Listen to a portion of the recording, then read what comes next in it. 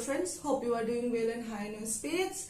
69 BPSC के series में आज हम बुद्धिज्म को इस तरह से डिस्कस करेंगे कि इसके बियॉन्ड ना आपको कुछ पढ़ने की आवश्यकता होगी।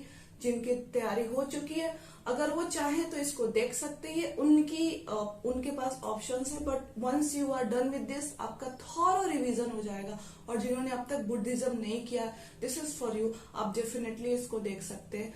One thing we can guarantee कि इसके बियॉन्ड अगर कुछ आता है तो वो मेजोरिटी ऑफ द कैंडिडेट्स जो होंगे उनके बियॉन्ड होगा वो। तो आप इस डिस्कशन के बाद, इस क्लास के बाद आप ये कॉन्फिडेंट हो सकते हैं कि you are ready for Buddhism. हर चीज हमने चीजों को बिल्कुल जो आपके PYQ हैं उनके बेसिस पे रखा है, उसी के एनालिसिस पे रखा है, और साथ में थोड़ा सा 2-3 किलोमीटर का कवरेज हमने बढ़ा दिया है PYQ का, ताकि एग्जाम में अगर बीपीएससी थोड़ा सा फैल जाए तो आपको तकलीफ ना हो। तो चलिए सब कुछ देखेंगे, आर्य सच क्या होता है देखेंगे, सब हर बात देखेंगे। तो चलिए डिस्कशन स्टार्ट करते हैं। और आप देख रहे हैं PSA नट्स और मैं हूं आपके साथ Priyanka Kumari. My dear friends, आगे बढ़ने से पहले थोड़ा सा सोसाइटी के के बारे में देख ले। बात है 6th सेंचुरी BCE के अराउंड। लेटर वैदिक पीरियड आ चुका था, महाजनपद वगैरह वाला सिस्टम था वहां पे। जो वैदिक पीरियड में वर्णा सिस्टम जो आपके वर्ग के बेसिस पे था, वो लेटर वैदिक पीरियड पे आते आते एक रिजिड कास्ट सिस्टम में कन्वर्ट हो चुका था। ठीक है, ये रिजिडिटी आ गई थी। अब जो कास्ट था वो आपके बर्थ के बेसिस पे असाइन होता था, ना कि आपके काम के बेसिस पे असाइन होता था। और सिर्फ ये एक बात नहीं थी, जो अनटचेबिलिटी, ये सारी चीजें, वुमेन का पोजीशन बहुत ही डेरोगेटरी था, अनटचेबिलिटी वाली बातें, शूद्र का पोजीशन जो था वो बहुत ही ज्यादा खराब था। ब्राह्मण जो थे वो उन्होंने अपनी एक मोनोपोली, एक बड़ा ही डिस्क्रिशनरी प्रैक्टिस चला रखा था। संस्कृत को एक सुपेरियर लैंग्वेज की तरह देखा जाता था, और जो निचले तबके के लोग थे उनको इन सब चीजों के एक्सेस से वंचित रखा जाता था। तो ये कंटेक्स्ट है जहां पे ये जो रिफॉर्मिस्ट रिलीजन्स है, ये जो बुद्धिज्म और जैनिज्म, इसके बाद हम जैनिज्म करेंगे, तो ये क्या है? एक तरह से रिफॉर्म रिलीजन है। ये इस सिचुएशन में पैदा हुए हैं, इस सिचुएशन में पनपे हैं जहां पे इन्होंने जो नीचे तबके के मासेस हैं इनको एक होप दिया, एक उम्मीद दी, एक नया रिलीजन दिया कि yes you can also purify yourself, you can also read to literatures, जो सुपेरियर लिटरेचर्स है उनको पढ़ सकते हो, अपने आप को प्यूरिफाई कर सकते हो और सैल्वेशन या फिर निर्वाणा को अचीव कर सकते हो। तो दिस इज द बैकड्रॉप इन विच ये रिफॉर्मिस्ट रिलीजियंस आते हैं। आज हम बुद्धिज्म को देख रहे हैं, नेक्स्ट क्लास में जैनिज्म को देखेंगे। माय डियर फ्रेंड्स, अगर बुद्धिज्म की बात करें तो इसके जो फाउंडर, इसके जो एस्टैब्लिशर माने जाते हैं वो सिद्धार्थ गौतम माने जाते हैं। उनके सिद्धार्थ गौतम के बारे में थोड़ा सा जानकारी ले लेते हैं। अगर इनकी बर्थ की बात करें तो सिद्धार्थ का बर्थ 563 BCE में शाक्य क्षत्रिय क्लैन में लुम्बिनी, नेपाल, कपिलवस्तु में हुआ था। ठीक है, इनके पिता का नाम सुधोधन और माँ का नाम महामाया था। बर्थ के कुछ ही दिन बाद महामाया के डेथ हो गई, जिसके बाद इनकी जो सौतेली माँ कहे, जो उनका नाम था प्रजापति गौतमी, इन्होंने सिद्धार्थ को पाल पोस कर बड़ा किया। सिद्धार्थ बड़े होते हैं, उनकी शादी होती है किससे? यशोधरा से, और इनका एक बेटा होता है राहुल। तो ये हमारे लिए बहुत है बुद्ध के पर्सनल लाइफ को जानने के लिए this is enough. Now coming to most important thing कि बुद्ध अब बड़े हो चुके हैं, उनकी शादी हो चुकी है, उनको एक तरह से दुनिया के जो इश्यूज है, प्रॉब्लम्स है, उससे बचा कर रखा गया था, छुपा कर रखा गया था, उनको लाइफ की लग्जरीज दी गई थी। ठीक है, एक बार बुद्ध जो है कपिलवस्तु में शादी हो गई, बच्चे हो गए, तो उनके पिता को लगा कि ठीक है अब तो चीजें सेटल्ड है। तो बुद्ध कपिलवस्तु घूमने निकलते हैं और वहां पे उनको 4 ऐसे सीन्स देखने को मिलते हैं बैक टू बैक। एक के बाद एक, और हर सीन का दूसरे सीन से कनेक्शन है, जो कि बुद्धा को डिस्ट्रैक्ट करता है, बुद्धा को एंटागोनाइज करता है और जीवन के सत्य को खोजने के लिए उनको मजबूर करता है। और उसके बाद उनका जो पहला फेज आता है सिद्धार्थ से बुद्ध बनने का, यानी महाविनिष्ट कर्मण, वो दूरी तय करते हैं। तो देखते हैं वो 4 सीन्स कौन से हैं। सबसे पहले जब वो कपिल वस्तु घूमने जाते हैं, उन्होंने देखा कि एक ओल्ड मैन, एक बूढ़ा आदमी। उसके बाद देखा दूसरी चीज क्या देखी उन्होंने, अ सिक पर्सन, एक बीमार आदमी। तीसरा अ फ्यूनरल प्रोसेशन, शव यात्रा, ठीक है। और चौथा एन एसेटिक, ऐसा इंसान जिसको दीन दुनिया से कोई मतलब नहीं। ये पहले 3 इवेंट्स को देखिए। वो ये देखते हैं कि एक बूढ़ा आदमी को देखते हैं, उनको लगता है ओके मैं भी, ये लाइफ का स्टेज है, मैं भी बूढ़ा होऊंगा। उसके जस्ट बाद उनको लगता है कि सिक पर्सन, बूढ़ा होना, बीमार होना, फ्यूनरल प्रोसेशन, मौत भी कोई सच्चाई है, बूढ़ा होना है, बीमार होना है, मरना है। तो ये 3 इवेंट्स उनको, वो बहुत परेशान हो जाते हैं, बहुत सोचने पे विवश हो जाते हैं। तब उनको मिलता है एक एसेटिक पर्सन, और यहाँ से उनको लगता है कि जो सत्य की खोज है वो इसी मार्ग से हो सकता है। और इसके बाद आता है आपका स्टेज महाविनिष्कर्मण, यानी गृह त्याग का। 29 साल की उम्र में बुद्ध जो है कपिल वस्तु से अपना गृह त्याग यानी घर छोड़ के सत्य की खोज में निकलते हैं। सिद्धार्थ जो है बुद्ध बनने के लिए निकलते हैं, और इस प्रोसेस को, इस स्टेज को सिद्धार्थ के लाइफ में कहते हैं महाविनिष्कर्मण। याद रखेंगे आप, ठीक है। चलिए अब देखते हैं, सिद्धार्थ कपिल वस्तु से निकल गए हैं 29 साल की उम्र में, ठीक है, महाविनिष्कर्मण हो चुका है। अब कपिल वस्तु से बढ़ते बढ़ते सिद्धार्थ कहाँ पहुंचते हैं, वैशाली। अभी तक वो सिद्धार्थी हैं, ठीक है। वैशाली पहुंचते हैं और वहां उनकी मुलाकात होती है अलार कलाम से। अलार कलाम से होती है। ये संख्या दर्शन के टीचर होते हैं अलार कलाम, और यहाँ पे आकर के बुद्ध जो है अलार कलाम से संख्या दर्शन यानी संख्या फिलोसफी को सीखते हैं, और इस तरह से अलार कलाम जो होते हैं फर्स्ट टीचर ऑफ बुद्ध बनते हैं, बुद्ध के पहले शिक्षक बनते हैं। ठीक है, क्लियर है? ओके, चलिए नेक्स्ट टॉपिक पे चलते हैं। अब देखिए अलार कलाम से क्या होता है, कपिल वस्तु से वैशाली में अलार कलाम के बाद जो है बुद्ध पहुंचते हैं, आगे बढ़ते हैं, वैशाली से आगे बढ़ते बढ़ते गया पहुंचते हैं, और गया पहुंचने के बाद फाल्गु रिवर, जिसको निरंजना रिवर भी कहते हैं, एक पीपल के पेड़ के नीचे बैठते हैं, और फाल्गु नदी बह रही है, और 6 साल तक 29 पे घर से निकले थे, 35 वर्ष की आयु में 35 साल के हो गए हैं आज बुद्ध। वैशाख पूर्णिमा का दिन था, ठीक है, और एक्सट्रीम पिनास, मतलब यहाँ आने के बाद उन्होंने बहुत घोर तपस्या की, बहुत ज्यादा घोर तपस्या की, बहुत अपने आप को कष्ट दिया सत्य की खोज में, और उसी कष्ट में वो 35 साल के हो गए हैं, और आज वैशाख पूर्णिमा का दिन आ गया है, और इस तकलीफ में सडनली एक सुजाता नाम की महिला आती है और उनको खीर खिलाती है, और वो एक मोमेंट होता है जब बुद्ध को इनलाइटेनमेंट आता है। समझ रहे हैं? ये एक मोमेंट है, आप एक्सट्रीम पिनांस में हैं, एक्सट्रीम तकलीफ से, एक्सट्रीम तपस्या से गुजर रहे हैं, और सडनली एक महिला, सुजाता नाम की महिला आती है, खीर खिलाती है, और सिद्धार्थ को इनलाइटेनमेंट आ जाता है, और इनलाइटेनमेंट के बाद वो क्या बन जाते हैं, ट्रांसफॉर्मेशन हो जाता है। कहां से? From Siddhartha to Buddha. Clear है? ठीक है, नेक्स्ट टॉपिक पे देखते हैं। तो ये ट्रांसफॉर्मेशन कैसे आता है? बुद्ध जो है विपासना मेडिटेशन, ध्यान कर रहे होते हैं, और इसी ध्यान की बदौलत, इसी विपासना की बदौलत एक आन इंसान जो सिद्धार्थ था वो किसमें बदल जाता है? तथागत बुद्धा में।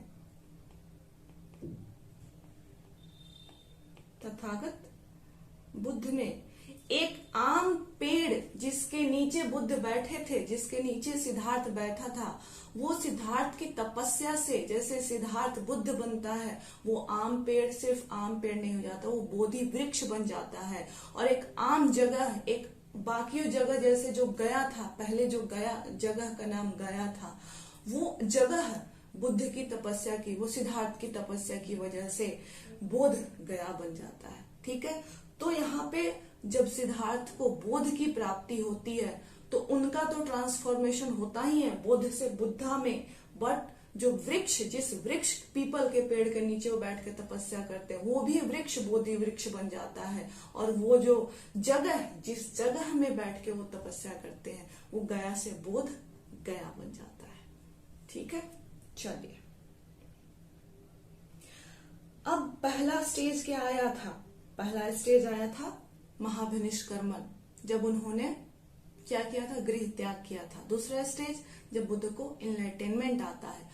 तीसरा स्टेज, अब ज्ञान की प्राप्ति हो गई है, तो ज्ञान की प्राप्ति हो गई है तो ज्ञान बटेगा, और जब ज्ञान बटेगा तो जब बुद्ध ने पहली बार जो पहला सरमन दिया, पहला उपदेश दिया, उसको बोलते हैं, क्या बोलते हैं? धर्म चक्र परिवर्तन। क्या बोलते हैं?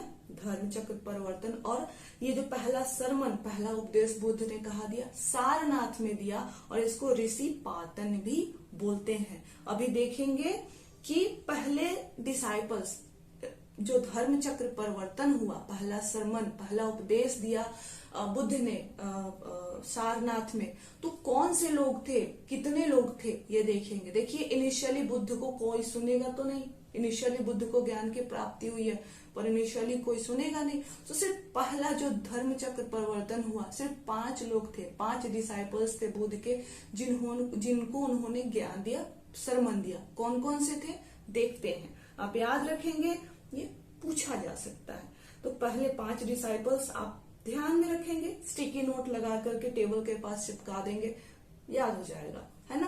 कुछ तो अभी ही सुनते सुनते याद हो जाएगा। ओके, तो पहले डिसाइपल, पहले शिष्य जो बने, आनंद हुए, दूसरे उपारी हुए, तीसरे श्रेयपुत्ता, चौथे मोगलान, और पांचवे अश्वजीत। आनंद, उपारी, श्रेयपुत्ता, मोगलन और अश्वजीत, ये फर्स्ट 5 डिसाइपल्स, पहले 5 शिष्य हुए बुद्ध के। ठीक है, अब ये तो फर्स्ट सरमन जब धर्म चक्र परिवर्तन हुआ था उस समय की बात है। जैसे जैसे बुद्ध की ख्याति बढ़ती गई तो कुछ राजा भी आए जो बुद्ध के डिसाइपल बने, तो हम देखेंगे अभी वैसे डिसाइपल्स देखेंगे जो कि किंग थे। किंग मतलब जो राजा बने उनके शिष्य। वैसे कौन कौन से राजा थे बुद्ध के? ये सवाल ऐसे भी पूछा जा सकता है कि बुद्ध के कंटेम्पररी किंग्स कौन कौन से थे, या फिर आपसे सीधा सवाल पूछा जा सकता है कि बुद्ध के कौन कौन डिसाइपल्स थे। दोनों में ही आपका आंसर होगा। तो पहले तो सबसे पहले बिंबिसार, हर्यंका डायनेस्टी से बिंबिसार के जो पुत्र हुए अजात शत्रु, ये हुए बुद्ध के शिष्य। दूसरे, तीसरे प्रसेनजित एंड चौथे उदयन। ये 4 नाम आपको याद रखने हैं। कौन कौन से? बिंबिसार, अजात शत्रु, प्रसेनजित, उदयन। आज की याद यही, आज आपकी बुद्धिज्म यही याद होगी। उम्मीद करती हूँ एक स्टोरी के फॉर्म में अभी हम चल रहे होंगे। तो ये किंग डिसाइपल्स हो गए। आफ्टर धर्म चक्र परिवर्तन बुद्ध की जब ख्याति बढ़ने लगी तो ये लोग भी बुद्ध के साथ जुड़ना शुरू हुए। ठीक है, अब देखते हैं कि देखिए ये जो रिफॉर्मिस्ट बुद्धिज्म क्या है? एक रिफॉर्मिस्ट रिलीजन है, एक होप है। एक किसके लिए होप है? शूद्र के लिए, वुमेन के लिए, वैश्य के लिए, इन सब के लिए एक होप है कि भाई they also can attain salvation. वो भगवान की प्राप्ति, वो सेल्फ प्यूरिफिकेशन कर सकते हैं, उनके लिए भी रास्ते हैं। तो भाई देखिए कि सबसे पहले जो शूद्रों की अगर इमेंसिपेशन के लिए रिलीजन बना है तो कौन से इंपॉर्टेंट, कौन से वो 2 पहले शूद्र से जो कि इस संघ में लाए गए, जो कि बुद्ध के अनुयायी बने, डिसाइपल बने। तो दो शूद्र फॉलोअर्स का नाम आता है। पहला है तपुस एंड दूसरा है मलिक। आप याद रखेंगे तपुस और मलिक। ठीक है, ये शूद्र फॉलोअर है। तो यहाँ तक बात आती है, इंपॉर्टेंट चीजें हैं। इसके बाद देखा जाता है कि अगले लगभग 40 साल तक बुद्ध जो है बुद्धिज्म को प्रमोट करने, बुद्धिज्म के फिलॉसफी को प्रमोट करने, प्रचार प्रसार में लगे रहते हैं। और फिर बात आती है 483 BC की। 483 बीसी की बात आती है। पूर्णिमा का चांद होता है, वैसाख का दिन, वैसाख का महीना पूर्णमासी का चांद होता है। बुद्ध जो है पावा के कुशीनगर पावा में है, ठीक है। और यहाँ पे एक इंसान, एक पर्सन, उनको शुक्र मादाव, उस समय उसको शुक्र मादाव बोलते हैं, पर इसको अभी के भाषा में बोले तो पोर्क बोलते हैं, ये खिलाता है। और इसकी वजह से बुद्ध को जो है पेट में स्टमक इन्फेक्शन हो जाता है, पेट में उनको परेशानी हो जाती है, और जिसकी वजह से उनका देहांत हो जाता है इस पूर्णमासी को, वैसाख के। और इस इवेंट को जब बुद्ध का डेथ होता है उसको बोलते हैं महापरिनिर्वाण, ठीक है। क्या बोलते हैं? महापरिनिर्वाण। कहानी समझ में आई? 483 बीसी में आ गए हम। पूर्णमासी का चांद है, वैसाख का महीना है, और कोई उनको पोर्क खिला देता है जिससे उनको इन्फेक्शन हो जाता है। और बुद्ध का जो डेथ है वो कहाँ पे होता है? कुशीनगर में पावा जगह है, ठीक है। और इसको क्या बोलते हैं? महापरिनिर्वाण, ठीक है। ओके, अब देखिए बुद्ध का डेथ हो चुका है, ठीक है। बुद्ध का डेथ हो चुका है, उसके बाद उनके जो फॉलोअर्स हैं, उन जब महापरिनिर्वाण हुआ तो उनके बोन्स को, उनकी हड्डियों को 8 टुकड़ों में डिवाइड किया गया, और उन 8 टुकड़ों को 8 अलग अलग जगहों पे रखा गया, और उनपे स्तूपास बनाए गए, ठीक है। तो 8 कौन कौन सी जगह है, इंपॉर्टेंट है बुद्धिज्म के लिए, वो ये पूछा हुआ सवाल है, यूपीएससी में भी पूछा था, और आई थिंक बीपीएससी में भी पूछा हुआ कि निम्न में से कौन से इंपॉर्टेंट सेंटर्स रहे हैं, इंपॉर्टेंट रहे हैं बुद्धिज्म के। अगर ये 8 नाम आपको याद नहीं करने, you just need to have a brief understanding, आप धीरे धीरे समझ जाएंगे, और इस तरह का सवाल अगर रिपीट होता तो आप बना सकते हैं। सो देखते हैं कि वो 8 अलग अलग जगह कौन से, जहां पे बुद्ध के हड्डियों को रखा गया था, उनके बोन्स को रखा गया था महापरिनिर्वाण के बाद। और यहाँ पे 8 अलग अलग स्तूपास बनाए गए थे। सबसे पहले कुशीनगर, फिर वैशाली, कपिलवस्तु, पावागढ़, जिसको पावापुरी भी बोलते हैं, राजगीर, अलाकल्प, रामग्राम एंड वेदद्वीप। ये 8 ऐसे जगह हैं जहां पे बुद्ध के स्टोन्स को, बुद्ध के बोन्स को रखा गया, और यहाँ पे स्तूपास बनाए गए, ठीक है। तो ये बहुत 8 इंपॉर्टेंट सेंटर्स हुए बुद्धिस्ट रिलीजन के लिए, ठीक है। महापरिनिर्वाण हो चुका है। अब चलते हैं आगे। अब बात आती है कि किस बेसिस पे हम बुद्ध के बर्थ और डेथ के डेट को फिक्स करते हैं, ठीक है। कोई तो बेसिस होगा। तो भाई कैंटन इंस्क्रिप्शन है, कहाँ का? इंडिया का नहीं, कहाँ का? चाइना का, ठीक है। आगे हम देखेंगे कि ये आयरनी है कि जो रिलीजन इंडिया में इतना फ्लरिश हुआ, बिहार की भूमि इस रिलीजन से इनरिच हुई, वो रिलीजन आज इंडिया से ज्यादा बाहर फ्लरिस्ट है और लाइवली है, जबकि इंडिया में इसके बहुत ही कम अनुयायी, फॉलोअर्स देखे जाते हैं। तो बात करते हैं कि किस बेसिस, जो बेसिस है बुद्ध के बर्थ और डेथ, बुद्ध के जन्म और मृत्यु का डेट फिक्स करने का, वो है कैंटन इंस्क्रिप्शन। और ये इंडिया में नहीं है, ये कहाँ पे है? चाइना में, ठीक है। इसके बेसिस से बुद्ध के बर्थ और डेथ का डेट फिक्स किया जाता है, कहाँ पे? चाइना में। कौन सा इंस्क्रिप्शन? Canton inscription. क्लियर है? ओके। नाउ अब हम देखेंगे कि कुछ, जस्ट अ मिनट, कुछ देखेंगे कि बुद्ध सिद्धार्थ को जन्म से लेकर बुद्ध बनने और लेटरली महापरिनिर्वाण तक में कुछ बहुत इंपॉर्टेंट इवेंट्स हुए, ठीक है। तो उन इवेंट्स को एक अलग सिंबल दिया गया है, क्योंकि उनका अपना एक सिग्निफिकेंस है। तो अलग अलग इवेंट्स को अलग अलग सिंबल से दिखाया जाता है। उन इवेंट्स को देखेंगे और उनके पीछे क्या सिंबल है वो देखेंगे, ठीक है। जस्ट अ मिनट, इसके पीछे वाला स्लाइड होना चाहिए। यस। सबसे पहले जब सिद्धार्थ जो है अपनी माँ के गर्भ में, महामाया के गर्भ में प्रवेश करते हैं, तो उस इवेंट को एलिफेंट यानी हाथी से दर्शाया जाता है। जब बुद्ध का जन्म होता है उसको लोटस यानी कमल से दर्शाया जाता है। जब बुद्ध को वो 4 सीन्स डिस्ट्रैक्ट करती है और वो गृह त्याग करते हैं, महाविनिष्क्रमण वाला जो एपिसोड आता है, तो उसको हॉर्स से दिखाया जाता है, घोड़े से दिखाया जाता है। जब बुद्ध को ज्ञान की प्राप्ति होती है तो उसका सिंबल क्या है, बोधि ट्री है। ठीक है, अगर हम आगे देखें तो बुद्ध मेडिटेशन से, विपासना मेडिटेशन से सिद्धार्थ को बुद्ध बनने के लिए बीच में क्या लगा, उन्होंने बहुत बात की विक्ट्री ओवर सेंसेस की। तो जब बुद्ध को अपने सेंसेस पे विजय मिला, ठीक है, अपने सेंसेस पे, इंद्रियों पे जब वो काबू पाए, ये एक इम्पोर्टेंट इवेंट है और इसको दर्शाया जाता है भूमि स्पर्श मुद्रा से।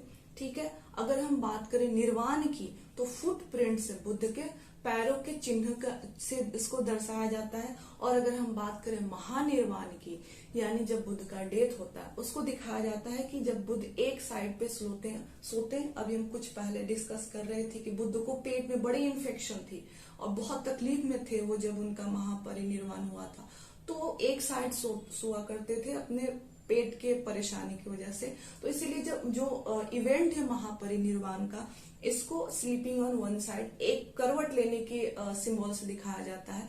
तो ये इंपॉर्टेंट इवेंट्स हैं और इसके सिंबल्स हैं, आप इसको याद रखें। एक सीक्वेंस में आपके पास एक कहानी के फॉर्म में लाया गया है, उम्मीद करती हूँ आपको समझ में आ रहा होगा। अब हम आगे देखेंगे। देखिए, ये इंपॉर्टेंट चीज है सिद्धार्थ के लाइफ से और सिद्धार्थ को बुद्ध बनने तक की जो सारे इवेंट्स थे, मेजरली उसका ब्रीफ हमने देख लिया है। अब हम बुद्ध की टीचिंग्स पे बात करेंगे, बुद्धिस्ट फिलॉसफी पे बात करेंगे, ये सारी चीजें देखेंगे। अगर हम ठंडी हो गई जो अगर हम बात करें कि बुद्ध की टीचिंग की सबसे पहले लैंग्वेज क्या था, तो देखिए संस्कृत तो किसका लैंग्वेज था, एलिट्स का लैंग्वेज था, ब्राह्मण्स का लैंग्वेज था। तो ये बुद्धिज्म और जैनिज्म ये रिफॉर्मिस्ट रिलीजन है, मासेस के लिए बने, जो डाउन ट्रोडन लोग थे, वुमेन के लिए, शूद्र के लिए, वैश्य के लिए, ऐसे लोगों के लिए बने। तो जो लोग जिस लैंग्वेज, संस्कृत को तो आइसोलेशन में रखा गया था कि वे ब्राह्मणों के लिए ही है, ब्राह्मण ही समझ सकते हैं। तो जो लैंग्वेज मासेस उस समय के जो डाउन ट्रोडेड लोग हैं वो समझते थे, पाली जो कॉमन भाषा था, उसी भाषा में बुद्ध बताएंगे, बुद्ध की टीचिंग्स होंगी ताकि लोग समझ सके। ठीक है, लैंग्वेज क्या था इनका, पाली था। सबसे इम्पोर्टेंट सवाल जो कई बार यूपीएससी में पूछा और बीपीएससी में पूछा जा सकता है कि क्या बुद्ध का क्या टेक था, क्या बुद्ध आत्मा में, सोल के कंसेप्ट पे बिलीव करते थे, तो आंसर इज नो। बुद्ध का कोई उन्होंने कहा कि बुद्ध सोल में, आत्मा में बिलीव नहीं करते हैं। ठीक है, यही जैनिज्म जब हम डिस्कस करेंगे तो वहां पे इसका काउंटर पार्ट देखेंगे। जैनिज्म जो है आत्मा में बिलीव, कंसेप्ट ऑफ सोल, आत्मा में बिलीव करता है, लेकिन बुद्धिज्म जस्ट नहीं करता है। ठीक है, अब नेक्स्ट क्वेश्चन आता है कि वर्ण एंड कास्ट सिस्टम। वर्ण और कास्ट सिस्टम पे बुद्ध का क्या टेक था, इन्होंने इस पे कोई बात की या नहीं की। तो अगर हम याद करें तो ये बुद्धिज्म जो है, बुद्धिज्म और इवन जैनिज्म, ये किसके रिस्पॉन्स में आया, एग्जिस्ट वर्ण और कास्ट सिस्टम के बेसिस पे आया, सोशल एविल्स के रिस्पॉन्स में आया था कि सोसाइटी में जो एविल्स है उसको रिफॉर्म करेंगे, राइट। तो वर्ण और कास्ट सिस्टम को बुद्ध ने काफी क्लियरली अपोज किया, वो इसके अगेंस्ट थे, लेकिन उन्होंने सोल के ऊपर बोला कि नहीं, we don't believe in soul, हम आत्मा के कंसेप्ट में बिलीव नहीं करते हैं। तो ये बेसिक चीजें हो गई। चलिए आगे चलते हैं। अब बात करते हैं, जब हम बुद्धिस्ट टीचिंग और फिलॉसफी की बात करते हैं तो उसमें 3 जेम्स ऑफ बुद्धिज्म, बुद्धिज्म के 3 रत्न की बात होती है। वो कौन कौन है 3 रत्न? सबसे पहले तो बुद्ध होंगे, बुद्ध, धम्म क्या है, बुद्ध की टीचिंग्स, और संघ यानी जो बुद्धिज्म को फॉलो करने वाले लोग हैं उनकी कम्युनिटी, इसको बोलते हैं संघ। तो 3 रत्न है बुद्धिज्म के, बुद्ध, धम्म एंड संघ। तो इसको प्रैक्टिकली अगर अभी के कंसेप्ट में देखें एज ए स्टूडेंट, तो आप अपने थॉट्स को, अपने आप को ऊपर उठाइए, बुद्धिज्म की तरफ आगे बढ़िए। धम्म यानी आपकी जो मोरल कंडक्ट है, जो बुद्धिज्म की टीचिंग है, उसको फॉलो करते हुए जब आप ऊपर उठते हैं, और संघ यानी आपकी जो कम्युनिटी, आप किसके साथ उठते बैठते हैं, बातें करते हैं, ये सारी चीजें आप इफेक्ट करता है, तो आप यहां से इसको रिलेट कर सकते हैं। ठीक है। So three James of Buddhism. Jewels किसने बोला? जैनिज्म ने। ये वर्ड इंपॉर्टेंट है, जेम्स, 3 जेम्स ऑफ बुद्धिज्म। अब देखिए, बुद्ध ने कहा आर्य सच, बहुत इंपॉर्टेंट है। ठीक है। जब बुद्ध ने सरमन दिया और बुद्ध को ज्ञान की प्राप्ति हुई, तो उन्होंने कहा कि भाई चार नोबल ट्रूथ है, 4 आर्य सच है। ठीक है। क्या क्या? पहला, जीवन दुख है, the world is full of sorrow, ये पूरी दुनिया ही दुख से भरी हुई है, और इसको बोला गया दुख, जीवन दुख है। और दूसरा बोला गया कि अब जीवन दुख है तो क्यों भाई? क्योंकि desires are the causes of sorrow. कौन है? डिजायर्स, जो आपकी इच्छाएं हैं, वही हमारे दुख का कारण है। और इसको बुद्ध ने क्या बोला? दुख समुदाय। ठीक है। जीवन दुख है और दुख समुदाय क्या है? आपकी इच्छाएं। इसके बाद बुद्ध ने कहा कि भाई दुख है, दुख के कारण भी है, तो दुख के कारण को अगर हम कन्क्वर कर ले, यानी इच्छाओं को कन्क्वर कर लें, इफ यू कन्क्वर योर डिजायर्स, आप अपने दुख से मुक्ति पा सकते हैं। यानी आप अपनी इच्छाओं पे अगर काबू कर लें तो आप दुख से मुक्ति पा सकते हैं, और इसको बोला गया क्या? दुख निरोध। ठीक है। अब हमने बोला, बुद्ध ने बोला कि देखिए, हमने ये तो जान लिया कि डिजायर्स को कन्कर कर लीजिए, इच्छाओं पे काबू पा लीजिए, आप दुख से मुक्ति पा सकते हैं। लेकिन ये इच्छाओं पे काबू कैसे पाएंगे? क्या रास्ता है? तो इस रास्ते को बोला गया दुख निरोध गामिनी प्रतिपदा। क्या बोला गया? दुख निरोध गामिनी प्रतिपदा। दुख निरोध गामिनी प्रतिपदा क्या है? ये एक रास्ता है जिससे आप दुख की डायग्नोसिस कर सकते हैं, और उस डायग्नोसिस से करके आप बिल्कुल अपनी इच्छाओं से मुक्ति पा सकते हैं। उस रास्ते का नाम है दुख निरोध गामिनी प्रतिपदा। तो 4 आर सच क्या है? दुख सच है। ठीक है। दुख का कारण सच है। दुख का कारण क्या है? इच्छाएं। और दुख के कारण का निवारण भी सच है। क्या है? आप अपनी इच्छाओं पे काबू पा सकते करके दुख से दूर, दुख को से मुक्त हो सकते हैं, और इसका रास्ता भी सच है। दुख से निवारण पाने का रास्ता सच है, और रास्ता क्या है? दुख निरोध गामिनी प्रतिपदा। चलिए आगे देखते हैं दुख निरोध गामिनी प्रतिपदा क्या है। और बुद्ध ने कहा कि ये दुख निरोध गामिनी प्रतिपदा कुछ नहीं है, अष्टांगिका मार्ग। अष्टांगिका मार्ग, 8 फोल्ड पाथ, यही है दुख निरोध गामिनी प्रतिपदा। 8 आपको इंपॉर्टेंट बातें बताई गई है, इनको अपने जीवन में फॉलो करिए, और इससे आप अपने डिजायर्स को कन्क्वर कर लेंगे, अपनी इच्छाओं पे काबू कर लेंगे, और इससे आप क्या कर सकते हैं? फ्रीडम फ्रॉम सॉरो, दुख से फ्री हो सकते हैं, आजाद हो सकते हैं। ठीक है। 8 फोल्ड पाथ यही है, 8 फोल्ड पाथ यही है। ठीक है। अब देखेंगे कि इस 8 फोल्ड पाथ में बुद्ध ने कौन सी बातें कही हैं। अष्टांगिका मार्ग किसका मार्ग है? 8 फोल्ड पाथ कौन सा पाथ है? मार्ग क्या है? दुख से फ्री होने का। ओके। 8 बातें बताई गई हैं। ठीक है। राइट व्यू, सही देखिए। राइट थॉट, सही सोचिए। राइट स्पीच, सही बोलिए। राइट एक्शन, सही काम कीजिए। राइट लिविंग, जीवन की दिशा सही होनी चाहिए। Right exercise, write memory, right समाधि, मेडिटेशन। ठीक है। ये 8 चीजें अगर आप फॉलो करते हैं, ये 8 पाथ है, बहुत ही बेसिक लगती है, बट इनको अगर डे टू डे लाइफ में प्रैक्टिस किया गया तो बुद्ध का कहना है कि ये जो 8 एक्सरसाइजेज हैं, 8 पॉइंट्स अष्टांगिका मार्ग के 8 पाथ्स हैं, इनको अगर आप फॉलो करते हैं डे टू डे लाइफ में, एवरी कर्मा में, then you will attain what? Nirvana. आपको सल्वेशन मिल जाएगा। ठीक है। क्लियर है ये? Okay. Now come to next point. देखिए, इसके अलावा अष्टांगिका मार्ग के अलावा बुद्ध ने कुछ प्रिंसिपल्स दिए। ये प्रिंसिपल्स क्या है? आपके मोरल कोड ऑफ कंडक्ट है, कोड ऑफ कंडक्ट है कि अगर आपको बोधिसत्वा या आपको अगर अष्टांगिका मार्ग फॉलो करना है तो वो तो एक्शंस है, उनके साथ साथ आपके कुछ मोरल कोड्स ऑफ कंडक्ट है जो कि आपको प्रैक्टिस करना है ताकि आपका जो लाइफ है प्यूरिफाई हो सके और आप साल्वेशन को प्राप्त हो सके। इस पंचशील प्रिंसिपल को कहा, इसका मेंशन कहाँ देखा जाता है? तो इसका मेंशन छंदोगया उपनिषद में देखा जाता है। कुछ 5 चीजें हैं जिससे बुद्ध ने हमें मना किया है, उससे हमें परहेज करने को कहा है। उन्होंने कहा अहिंसा, अहिंसा मतलब प्रैक्टिस अहिंसा, मतलब कि किसी जीव को मारना नहीं है। दूसरा उन्होंने कहा चोरी मत करो। तीसरा सेक्सुअल मिसकंडक्ट में इंडल्ज ना करो। उन्होंने कहा कि ये नेचर होगा, अपने नेचर के प्यूरिटी पे फोकस करो। उन्होंने कहा झूठ मत बोलो, ऑनेस्टी ईमानदारी पे फोकस करो। उन्होंने कहा कि भाई इंटॉक्सिकेंट्स, जो चीजें आपके दिमाग को अफेक्ट करती हैं उनको मत लो, अपने माइंड के क्लैरिटी पे फोकस करो। तो ये एक मोरल कोड ऑफ कंडक्ट है आपके लाइफ का। तब के जो बुद्धिस्ट के संघ के मेंबर्स होते थे, नन्स होते थे, उनके लिए और इन जनरल हम सब के लिए। तो ये पंचशील प्रिंसिपल बुद्ध ने दिया अष्टांगिका मार्ग के साथ फॉलो करने के लिए कि वो 8 प्रैक्टिसेस करने और ये आपको डे टू डे लाइफ में फॉलो करना है। These are moral principles.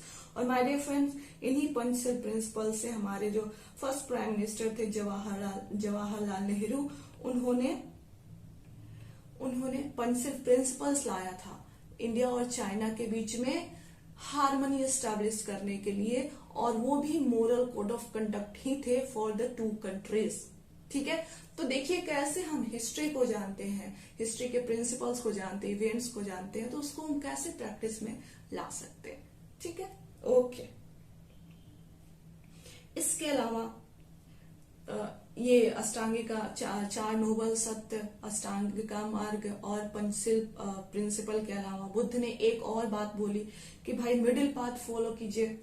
हालांकि बुद्ध को खुद एक्सट्रीम फिनांस में जाना पड़ा इस विजडम के लिए, सिद्धार्थ से बुद्धा बनने के लिए, बट उन्होंने एंड में ये कहा कि मिडिल पाथ, मध्यम मार्ग इस बहुत जरूरी है। और इस कंटेक्स्ट में उन्होंने एक बहुत ही अच्छी बात कही है कि आप वीणा के तार को इतना भी ढीला मत छोड़िए कि अगर आप उससे कुछ धुन निकालना चाहे तो निकले ही नहीं, और इतना भी टाइट मत कर दीजिए कि अगर आप उससे धुन निकालना चाहे तो टूट ही जाए।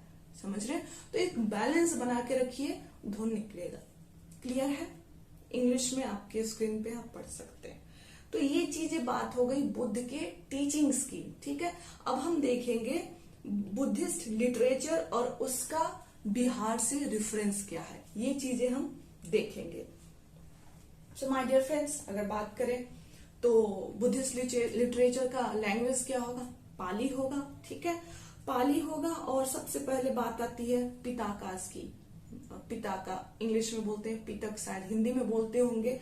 3 पिताकास हैं, विनय पिताका, सुत्त पिताका, अभिधाम पिताका।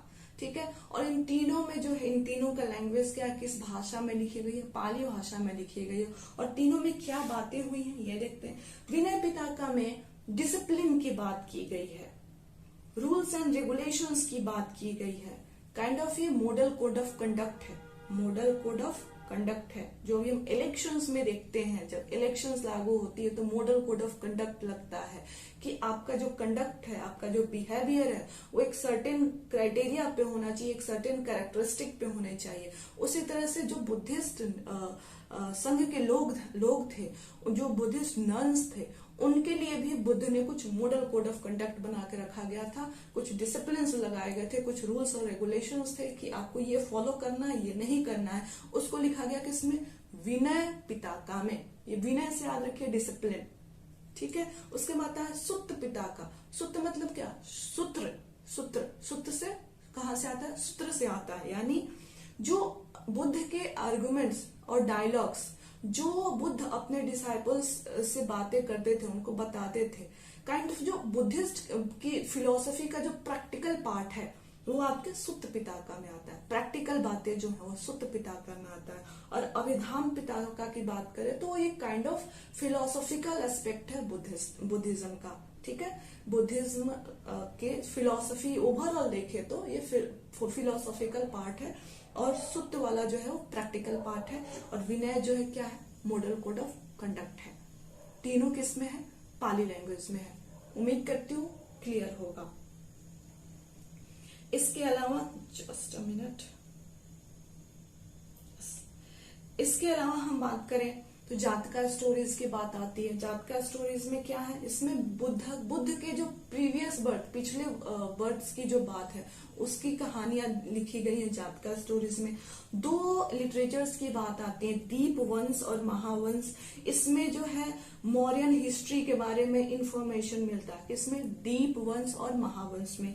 इसके बाद बात आता है मिलिंद पान्हो, ये एक लिटरेचर है, किसने लिखा, नागसेन ने।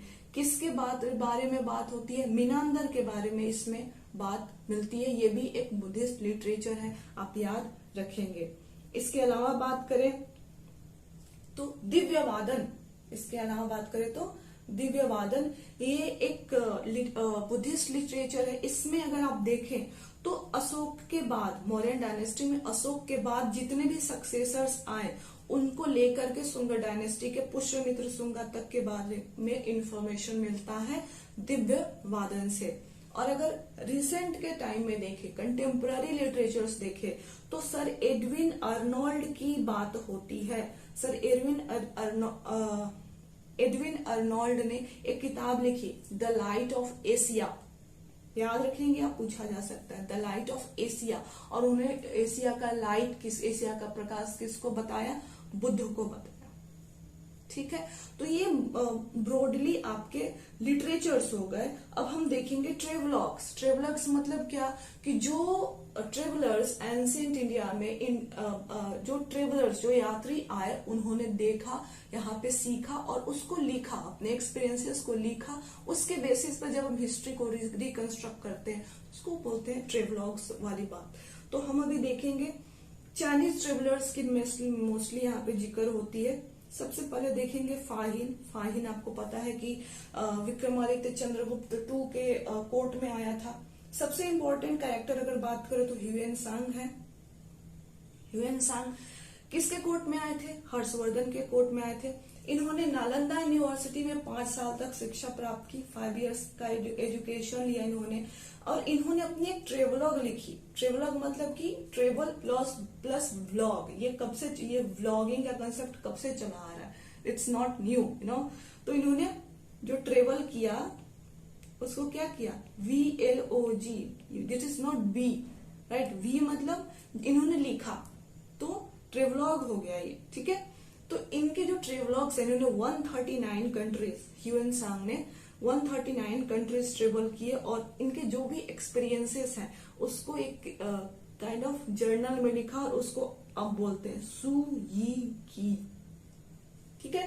तो इसके बेसिस पे भी, इसमें भी हमें बुद्धिज्म और बुद्धिज्म से रिलेटेड बहुत सारी चीजों का जिक्र मिलता है। इसके अलावा अगर इत्सिंग की बात करें, तीसरे चाइनीज ट्रेवलर है, ये 7th सेंचुरी में आए थे, और बाकायदे ये बुद्धिस्ट पिलग्रिमेज पे आए थे। जैसे हम जाते हैं पिलग्रिमेज पे यात्रा करने, है ना, धार्मिक यात्रा करने, तो ये बुद्धिस्ट पिलग्रिमेज पे आए। ये भी यहाँ पे काफी दिन रहे, सीखे और गए। इसके अलावा जो चौथे चाइनीज ट्रेवलर है सुन यून, इनका आपका काम है इनके कंट्रीब्यूशन को सर्च करना और आपको नोट डाउन कर लेना है, ठीक है। चलिए अब देखिए, एक मिनट, जस्ट अ मिनट। तो ये सारी बातें हो गई, ठीक है। अब बुद्ध चले गए, तो जो उस समय का रिलीजन बुद्धिज्म था, उसका गवर्नेंस कैसे होगा, है ना, इंपॉर्टेंट रूल्स रेगुलेशंस कैसे फ्रेम होंगे। अगर फिलोसफी, बुद्धिस्ट फिलोसफी है, उसके इंटरप्रिटेशन में ही कोई डिस्प्यूट्स आ रहा है, उसको कैसे रिजॉल्व किया जाएगा। अगर संघ में कोई डिस्प्यूट है, उसके रूल्स रेगुलेशंस कैसे बनेंगे। तो इस तरह से क्या हुआ कि बुद्ध के जाने के बाद उनके लिटरेचर्स को कंपाइल किया गया, संघ के लिए बहुत सारे नियम बनाए गए, और इसके लिए अलग अलग समय पे अलग अलग काउंसिल्स इकट्ठा, मतलब उस समय के जो बड़े बुद्धिज्म के बड़े फॉलोअर्स हुआ करते थे, बड़े नाम हुआ करते थे, वो इकट्ठा होते थे, बैठते थे और सारी चीजों को रिजॉल्व करते थे। इसको काउंसिल्स बोला गया। तो बुद्धिस्ट काउंसिल का प्रिंसिपल यही है। कितने बुद्धिस्ट काउंसिल हुए? 4 बुद्धिस्ट काउंसिल हुए। सबको देखेंगे, सारी चीजों को देखेंगे और यहाँ से आपके बहुत क्वेश्चन आए हुए, और यकीन मानिए यहाँ से बाहर कुछ पूछेंगे भी नहीं, इतने होलिस्टिक तरीके से हम अभी कवर करेंगे। ओके, और पूछ भी सकते हैं, वो तो पूछने के लिए कुछ भी पूछ सकते हैं, पर आप प्रिपेयर्ड रहेंगे कि भाई मेरे से नहीं बनेगा तो मोस्टली किसी से नहीं बनेगा। ठीक है, चलिए अगर हम फर्स्ट बुद्धिस्ट काउंसिल की बात करें तो कहाँ हुआ था? राजगीर में हुआ था। ठीक है, प्रिसाइजली बोले तो सप्तारनी केव। तो आप याद रखेंगे सप्तारनी केव का लोकेशन कहाँ है? राजगीर में। जब ज्योग्राफी के क्लासेस लूंगी तो पूछूंगी आपसे। ठीक है, किस समय हुआ था? 483 BCE में हुआ था, बुद्ध के मरने के तुरंत बाद हुआ था। ठीक है, उस समय के फर्स्ट बुद्धिस्ट काउंसिल के प्रेसिडेंट कौन थे? महाकश्यप थे। और उस समय का जो रीन किसका था, मतलब किंग कौन थे उस समय के? तो भाई अजात शत्रु थे, हर्यंका डायनेस्टी के। आप ये भी याद रख सकते हैं कि फर्स्ट जो बुद्धिस्ट काउंसिल हुआ उस समय में किसका डायनेस्टी था? तो भाई हर्यंका डायनेस्टी था। और यहाँ से रिजल्ट क्या हुआ कि जो अभी हमने पीछे देखा विनय पिताका और सुत्त पिताका। विनय पिताका मतलब discipline, model code of conduct, and Sutta Pitaka मतलब क्या? जो आर्गुमेंट्स थे। बुद्ध अपने, देखिए अभी भी बुद्ध का डिपार्चर हुआ है, महापरिनिर्वाण हुआ है, तो उनकी बातों को कंपाइल करके रखना बहुत जरूरी था। तो बुद्ध की बातों को, आर्गुमेंट्स एंड डायलॉग, यानी practical aspect of Buddhist philosophy यहाँ पे कंपाइल हुआ। अब बिल्कुल याद रखेंगे, इसमें कोई बड़ी समस्या नहीं आनी चाहिए। अब जैसे जैसे बात आगे बढ़ी है ना, जैसे जैसे चीजें, जस्ट अ मिनट, 1 मिनट देखूं।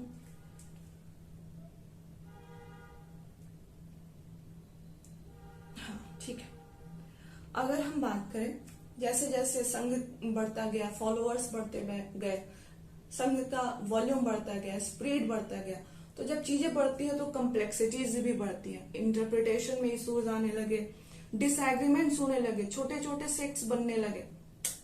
यहाँ से अगर 100 साल हो गए, first Buddhist council 483 BCE, second Buddhist council 383 BCE, 100 साल हो गए, कम्प्लेक्सिटीज बढ़ेंगी, डिसएग्रीमेंट्स आएंगे, बात बढ़ गई थी। तो बात को सुलझाने के लिए हुआ कि नहीं, अब सेकेंड बुद्धिस्ट काउंसिल हमें लगाना होगा ताकि चीजें सॉर्ट आउट हो। यहाँ से देखना, यहाँ तक आते आते इन 100 सालों में बुद्धिज्म में सेक्टारियन एलिमेंट आने लगा था, और जबकि लेटली जाते जाते वो डिफरेंट सेक्ट्स में डिवाइड हो जाता है। वो देखेंगे अभी, सेकेंड बुद्धिस्ट काउंसिल देखते हैं। तो इसका लोकेशन की अगर बात करें तो कहाँ हुआ था? ये वैशाली में हुआ था। कब हुआ था? 383 BC में हुआ था। प्रेसिडेंट कौन थे इसके? सब्बा कामे, जिसको सर्वा कामी भी बोलते हैं। उस समय के रीन, किसके रीन में हुआ था? रूलर कौन था? तो कालाशोक शिशुनाग डायनेस्टी के समय में हुआ था। और जैसे बात की गई कि 100 साल हो चुके हैं बुद्ध के गए हुए और फर्स्ट बुद्धिस्ट काउंसिल को हुए हुए, तो जो डिफरेंट छोटे छोटे डिविजन्स आने लगे थे बुद्धिज्म में, उनके बीच में जो डिसएग्रीमेंट्स थे वो बहुत बड़े हो गए थे, उनको सेटल करना बहुत जरूरी था।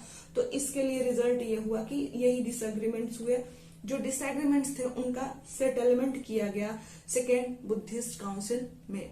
याद रखेंगे आप? ठीक है, अब थर्ड बुद्धिस्ट काउंसिल की बात कर लेते हैं।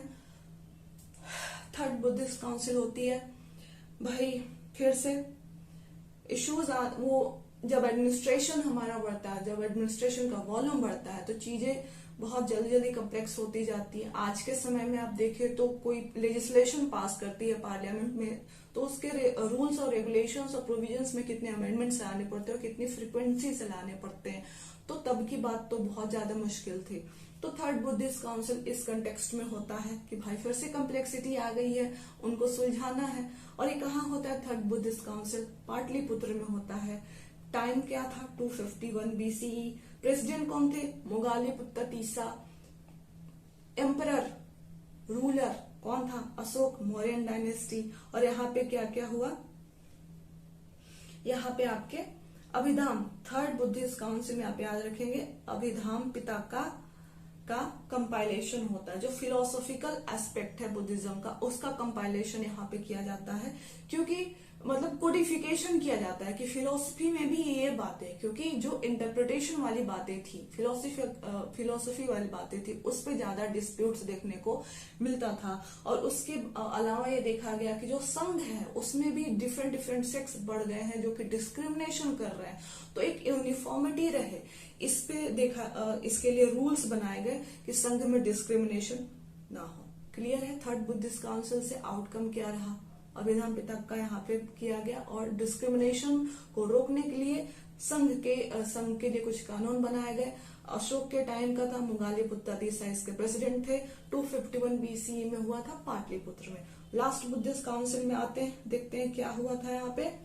लास्ट बुद्धिस्ट काउंसिल का लोकेशन की अगर बात की जाए तो कहाँ हुआ था? कुंडलवन काश्मीर में हुआ था। कब हुआ था? फर्स्ट सेंचुरी सीई में हुआ था।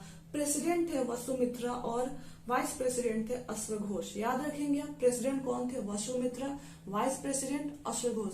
बीपीएससी उलट के पूछ सकती है। रीन यानी रूलर कौन थे? कनिष्का, कुषाण डायनेस्टी का राज चल रहा था। और मोस्ट इंपॉर्टेंट थिंग, जो sectarian tendency first Buddhist council के बाद से स्टार्ट हो गई थी, वो यहाँ पे आके मैनिफेस्ट होती है। और यहाँ पे फोर्थ बुद्धिस्ट काउंसिल तक आते आते देखा गया है कि अब ये जो डिवीजन है, ये जो सेक्टारियन टेंडेंसी है, इसको अब हम अकोमोडेट नहीं कर सकते। अब ये डिवीजन मैनिफेस्टेशन बन के रहेगा। तो यहाँ पे स्टिल बुद्धिज्म को बचाने के लिए, ओवरऑल फिलोसफी को बचाने के लिए सेक्टारियन टेंडेंसीज में डिवाइड करना जरूरी था। और यहाँ पे आकर के देखा जाता है कि ये सेक्ट्स मैनिफेस्ट होते हैं। डिवीजन होता है बुद्धिज्म का हीनयान और महायान सेक्ट्स में। क्लियर है? उम्मीद करती हूँ कि आपको ये बहुत ही एक अच्छी स्टोरी के फॉर्म में समझ में आ गया होगा। ठीक है, अब हम देखेंगे कि भाई हीनयान और महायान सेक्ट्स में तो बुद्धिज्म बट गया, लेकिन बेसिस क्या था, किस बात पे आपस में लड़ रहे थे, है ना, ये देखेंगे। अब तक बीपीएससी ने आपसे इस पे नहीं पूछा है, बट उम्मीद करती हूँ कि आने वाले समय में ये पूछेगी। और अगर पूछेगी तो आप प्रिपेयर्ड रहेंगे।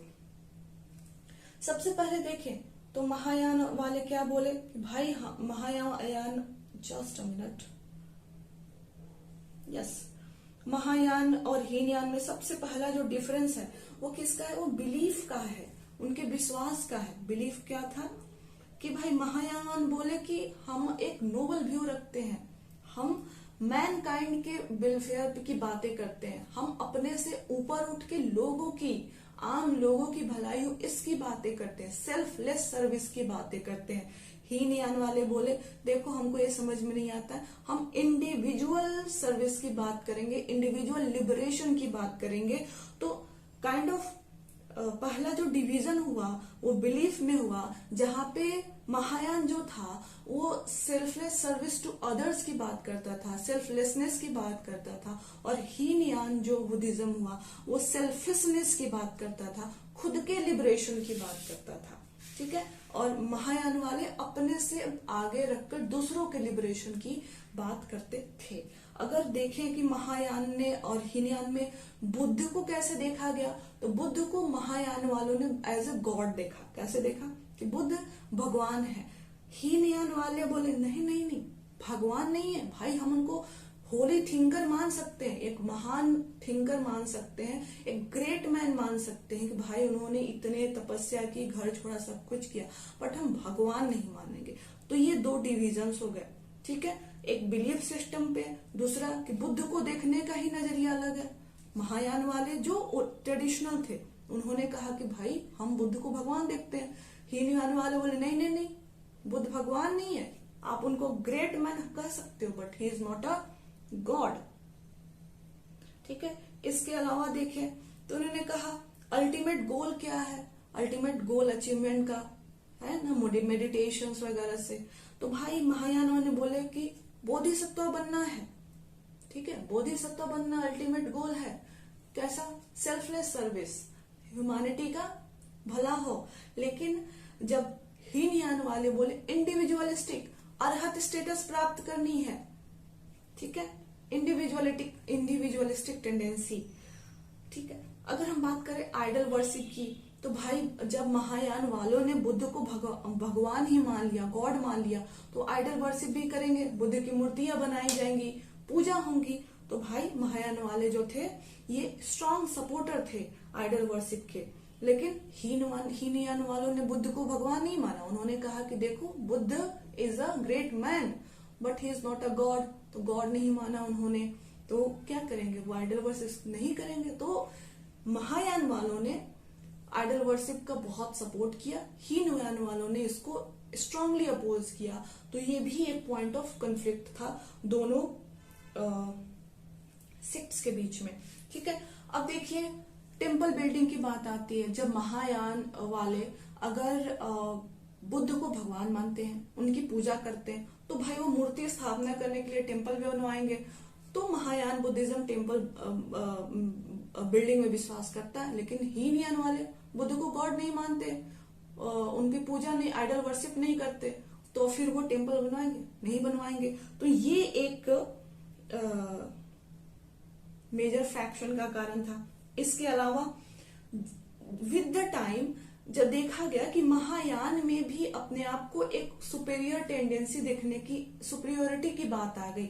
उन्होंने कहा कि देखिए एक जैसे जो रिफॉर्म स्टार्ट हुआ था संस्कृत के एक अपर स्टेटस के अगेंस्ट, लेकिन वो tendency with the time Mahayana में आती गई। उन्होंने कहा कि हमारा लैंग्वेज जो है सुपेरियर होगा, हम संस्कृत में अब प्रीच करेंगे।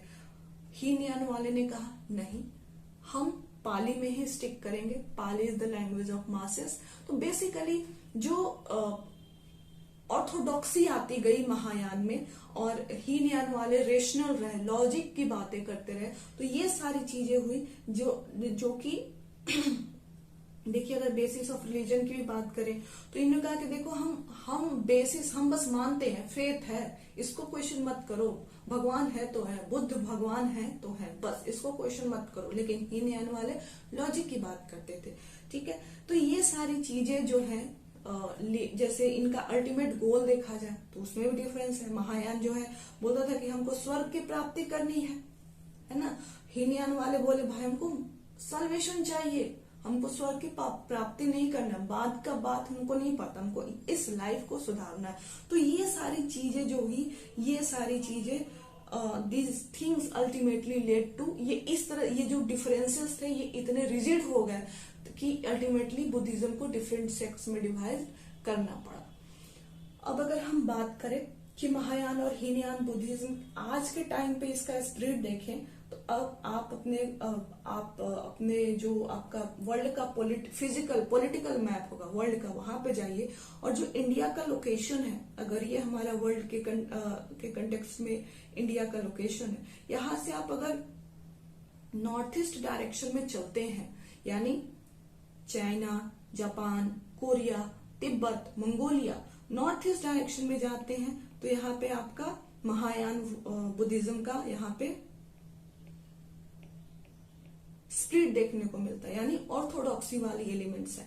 लेकिन साउथ ईस्ट एशिया में जैसे जाते हैं आप, इंडिया के लोकेशन से अगर आप साउथ ईस्ट एशिया में आगे बढ़ते हैं, जैसे कि हो गया जो साउथ ईस्ट एशियन नेशन, जावा हो गया, श्रीलंका हो गया, म्यांमार हो गया, है ना, तो ये हीनयान वाले बुद्धिज्म है। हीनयान वाले बुद्धिज्म मतलब कि जो लिबरल है। ठीक है, तो ये आप लोकेट कर लेंगे अपने मैप पे। और बात करें तो हीनयान बुद्धिज्म के मेजर लिटरेचर की बात करें तो कथा वस्तु, इसमें बुद्ध के लाइफ के बहुत सारे इवेंट्स को डिस्कस किया गया है। तो कथा वस्तु जो है उन्होंने मोगालीपुत्ततीसा ने लिखा था, और ये हीनयान बुद्धिज्म का मेजर लिटरेचर माना जाता है। उम्मीद करती हूँ 4 बुद्धिस्ट काउंसिल, हीनयान और महायान के बीच का डिफरेंस आपको क्लियर हो गया। आगे देखा गया कि भाई यहाँ पे पहले तो बुद्धिज्म बटा महायान और हीनयान में, अब बुद्धिज्म, ठीक है, महायान, हीनयान। अब देखा गया कि हीनयान के अंदर में भी डिफरेंट सेक्ट्स होने स्टार्ट हो गए। हीनयान के अंदर में भी डिफरेंट सेक्ट्स स्टार्ट हो गए हैं, ये बंटना स्टार्ट हो चुका है, और 1-2 नहीं, कुल 18 सेक्ट्स में बच जाइए। ठीक है, 1-2 नहीं, कुल 18 सेक्ट्स में डिवाइड हुआ हीनयान। और इसके कुछ इंपॉर्टेंट सेक्ट्स हैं जो कि यूपीएससी ने ऑलरेडी पूछे और बीपीएससी भी पूछेगी, आप बस याद रखेंगे इन तीनों के नाम। पहला है थेरावाडा, जिसको स्थविरवाद भी बोलते हैं। दूसरा है स्वस्तिवाद, जिसको वैभेषिका भी बोलते हैं। और तीसरा है स्वतांत्रिक। ये तीन जो इम्पोर्टेंट 18 हीनयान बुद्धिज्म 18 स्कूल्स में बटा, सेक्ट्स भी नहीं, सेक्ट बड़ा होता, छोटे होते स्कूल्स, छोटे छोटे स्कूल्स में बटे 18 स्कूल्स में, जिसमें कि तीन इंपॉर्टेंट स्कूल्स बस आपको याद रखने हैं। थेरावाद, जिसको स्थविरवाद भी बोलते हैं। दूसरा सर्वस्तिवाद, जिसको वैभेषिका भी बोलते हैं। और तीसरा स्वतांत्रिक। बस आप ये तीन याद रखेंगे, बुद्धिज्म आपका कभी नहीं रुकेगा। सिर्फ चलने की बात नहीं होगी। क्लियर है ये? ओके, ठीक है। तो आज का डिस्कशन ये चलता गया, कब खत्म हुआ पता नहीं चला। तो ये बुद्धिज्म से रिलेटेड आपके सारी चीजें हैं, और इतना आप करके जाइए। आपके जितने भी PYQs है, अगर आपने यहाँ तक क्लास को देखा होगा, आप जाइए, आप PYQ देखिए। आज से नहीं, 1996 जितने साल के अवेलेबल हो आपके PYQ, वो देखिए। यकीन मानिए एक सवाल इससे बाहर का नहीं होगा। और अगर नेक्स्ट क्लास हम कल की क्लास जो होगी उसमें हम पॉलिटी, अभी हम पॉलिटी के PYQ कर रहे थे, तो पॉलिटी का PYQ आई थिंक 64th वाला हम करेंगे कल। ठीक है, आप उस डिस्कशन को देखिए। उस डिस्कशन से ही बहुत उसमें हम सिर्फ 2 किलोमीटर का लेंथ एंड ब्रेथ कवर नहीं करते, हम 5-10 किलोमीटर तक जाते हैं। एक टॉपिक लिया तो उस टॉपिक को वहीं पर डिस्कस कर देते हैं, आपका उससे रिवीजन हो जाएगा। पॉलिटी वाला तो कराऊंगी ही पूरा, ये विद द टाइम बीच बीच में। इसके बाद एंशिएंट हिस्ट्री के क्लास में आपको जैनिज्म देखने को मिलेगा। और उसके बाद जियोग्राफी में आएंगे तो बिहार की हम फ्यूजियोग्राफी देखेंगे। ठीक है। और इसके अलावा अगर हम आई एम जस्ट वेटिंग, अगर मैं करंट अफेयर्स की बात करूं तो देखिए, मैं मोदी जी चाय कहाँ पी रहे हैं ये पढ़ा के आपका टाइम वेस्ट नहीं करना चाहती थी। तो मैं वेट कर रही हूँ कि कुछ स्टैंडर्ड मैगजीन्स हैं, जैसे 1-2 वो मार्केट में आ जाए, और जैसे ही वो आती हैं तो आपको बिल्कुल स्टैंडर्ड कंटेंट एक पूरी मैगजीन करा देंगे यहाँ पे, और कुछ नहीं छूटेगा आपका। तो आज मैं फिर से चेक करती हूँ कि मार्केट में 2-3 दिन पहले ही गई थी, चेक किया था, आया नहीं था। आज फिर से जाती हूँ, चेक करती हूँ, और यकीन मानिए करंट अफेयर्स आपका कुछ नहीं छूटेगा। बीच में हम बीच में हम मैथ्स के भी छोटे छोटे क्लासेस हम डालते रहेंगे। 3 चीजें बिहार स्पेशल, इसमें आपका बिहार का current affairs plus static maths, दूसरा चीज है मैथ्स, एंड तीसरा चीज है current affairs, national international event. इसके अलावा पॉलिटी के PYQ, ये 4 चीजों का मेरा प्रॉमिस है, और इसको मैं पूरा करूंगी। Till then, thank you very much.